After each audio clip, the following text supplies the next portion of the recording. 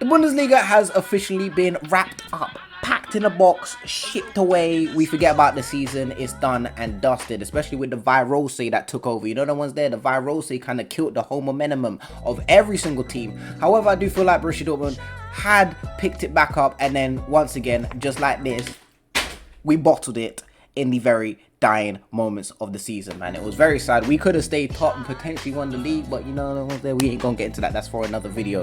However, there were a few standout performances over the course of the season, and I have decided to put 5 players together that I personally believe deserve an upgrade for FIFA 21.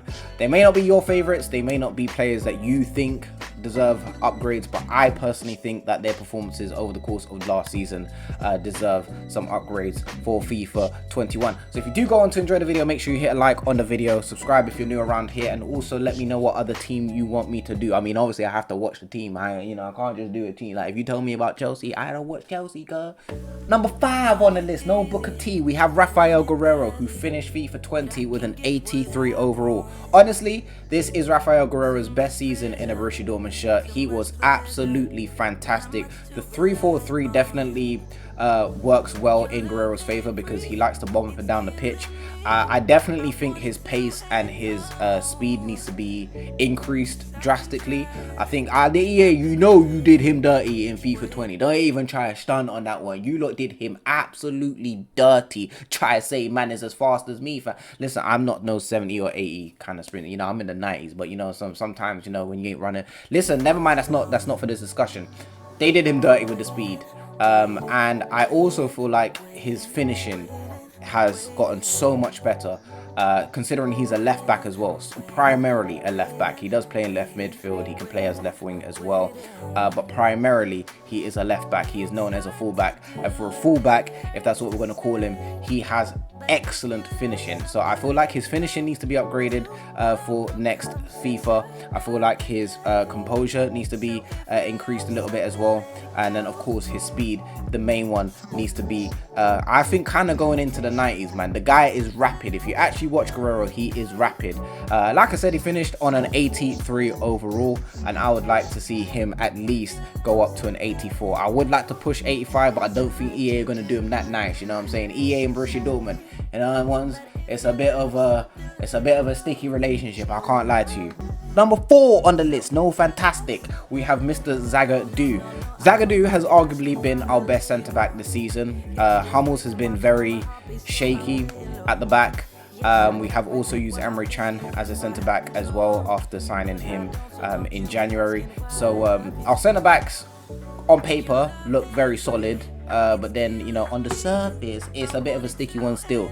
We ain't even gonna talk about Kanji. I don't know what's going on with my man, but he looks like he's here for the foreseeable future as well. I know some people want him gone, but I don't think he's cutting loose. I think he's staying put. So Zagadou finished FIFA 20 on a 79 overall. I actually think he will go up to at least an 81. Again, he's been arguably the best centre back in the team. He is loved by everyone. That doesn't really play into a factor, but you know, EA has, you know, them ones where they kind of go off of hype and all that. You know, Zagadou has got a lot of hype around his name, especially in Germany and from Borussia Dortmund fans. So I do see Zagadou going up by at least 2 for FIFA 21. So I'm gonna go with an 81 overall. Number 3 on the list, and I ain't talking about Chelsea's kit sponsor. We have Julian Brandt. He finished FIFA 20 on an 84 overall. Honestly, Julian Brandt last season was our best signing. The fact that we picked him up for so cheap as well is another thing, but to perform the way he's performing, it just scares me because I don't know how long Borussia Dortmund are going to keep hold of someone that good. You know, he is absolutely fantastic. His composure, his creativity, his flair, his dribbling, his finishing, like, he is just a complete player. Like, when I think of a complete player, I think of Julian Brandt. To be fair as well, on FIFA 20, Julian Brandt, I've said this and multiple friends can vouch me for this, I have said Julian Brandt is arguably the best midfielder on the game. You know, the ones there. I ain't really done a career mode. I ain't really finished the career mode. I ain't really done the career mode, so I don't know how good he feels when you do get to, you know, his potential, which is an 88 overall on career mode. But just off of his default overall, 84 overall, I think he is the best midfielder in the game. I haven't used any special cards or anything like that for Ultimate Team, but I do think he's one of the best midfielders in the game. I do think Julian Brandt deserves an 86 overall. His performances for Borussia Dortmund this season, again, were absolutely outstanding. He is by far the best player of the season, in my personal opinion. You lot can have your own opinions, you lot can have your own favorites, but for me, it has to go to Julian Brandt. He was absolutely fantastic, but he's third on the list because I'm only upgrading him by 2. Number 2 on the list, and I ain't talking about you two. We have got Haaland. I know this is going to surprise someone. I know some people are going to be like, what, Haaland? You can't put Haaland. Yeah, I can. I have. Because number 1, you'll understand why. Haaland is number 2 on the list. He finished FIFA with an 80 overall, which is pretty solid, to be fair, considering what he started with. I can't remember, but it was kind of in the mid 70s, I believe, or the low 70s. I can't remember, but it was somewhere in the 70s. And of course, after he signed with Borussia Dortmund in January, we had the winter refresh. He went up to an 80 overall. His cards on Ultimate Team are absolutely filthy.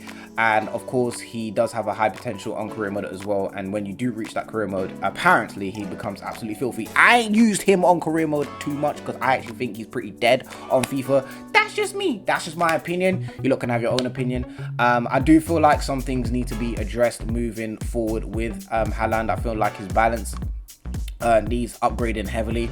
I feel like his speed can go up just a little bit. He is rapid. Despite his height, he is rapid. And of course, he's one of the most clinical finishers in the Bundesliga this season, alongside with Lewandowski as well. So that also needs to be heavily upgraded as well. His composure, I think, needs upgrading as well. Attacking positioning needs to be sorted out as well. There's a lot that I see wrong with this Haaland that we've got in FIFA 20 that I would have liked addressed for FIFA 21. And with that, I am going to be upgrading Haaland by 5, and I do see Haaland with an 85 overall starting FIFA 21. I know that may seem a bit high for some of you. I know some of you might just stick him on an 83, but considering the hype that's around Haaland, considering he's going to be such a somewhat of a bank for EA, because you know when they recently release the special cards, everyone's going to be looking towards Haaland. When you come to the Bundesliga, it's going to be Lewandowski, it's going to be Haaland. They ain't got no Timo Werner no more. You know, he can't lose, no one's there, so everyone's going to be looking to Haaland and everyone's going to be looking to Lewandowski. They cannot flop this overall, and they cannot flop any special cards that they make of Haaland, because he is going to bring in the money when it comes to the Bundesliga side of Ultimate Team. And then with career mode, of course, I do expect this guy to have at least around a 91 potential. There's no way. So that is number 2. Number 1 on the list is Giovanni Reyna, because I'm upgrading him quite a bit. From what I've seen, he does finish FIFA 20 on a 66 overall. He's had a few starts. He's had a few starts off the bench. Of course, I am not basing this around, you know, him being a final product yet. I feel like Giovanni Reyna has got years to go. But you can see the potential. When he's played, you can see the potential. You can see that this guy is going to be something special. You can see the spark when he touches the pitch and when he's on the ball. You can see it. His dribbling is fantastic. He has a finish on him when he wants to finish. You know, no one's there. Sometimes, you know, but some, you know, if you want to speak about a specific one, the goal against Werder Bremen and the DFB Pokal, yeah, cause my man lifted that one, said top bins with it. Yeah, so Giovanni Reyna has got all the makings to be a star at Borussia Dortmund, and of course with how we develop players, he's definitely going to reach that. He finished FIFA 20 on the 66 overall. I would like to see Giovanni Reyna, and I think he deserves at least a 72 overall. I think he has shown that he can do it now. I think that he has shown that he has got a lot of potential as well. Favre has a lot of trust in Giovanni Reyna, despite him being only 18 or 19 years of age. So he has all the makings to be something special, and I think he's going to be one of them go-to signings in FIFA 21 career mode. Do not be surprised if you see everyone just try and cop up Giovanni Reyna, because he's going to be, I don't think he's going to be that expensive. We won't have that thing where it says he's recently joined now, forget all that, you know, the ones there. He's going to be one that you can sign and develop in your team. So those are my 5 players for Borussia Dortmund that I believe deserve an upgrade, and obviously I'll give you my reasons why. Let me know what you guys think about this list. Let me know your list of Borussia Dortmund. If you watch Dortmund, if you are a fan of Dortmund, let me know of the players that you would like to see upgraded as well. And let me know what team you'd like me to do next.